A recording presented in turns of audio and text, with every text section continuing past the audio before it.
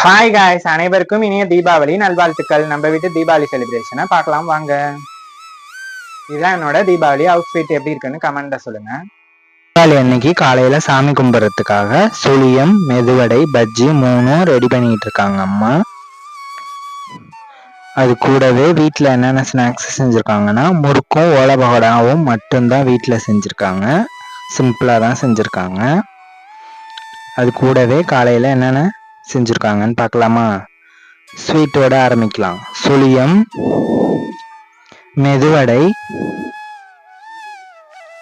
வாழைக்காய் பஜ்ஜி, சுட சுட இட்லி, தேங்காய் சட்னி, டிஃபன் சாம்பார் எல்லாம் தயாரா இருக்கு. சாமி கும்பிட்டுட்டு சாப்பிடலாம் வாங்க.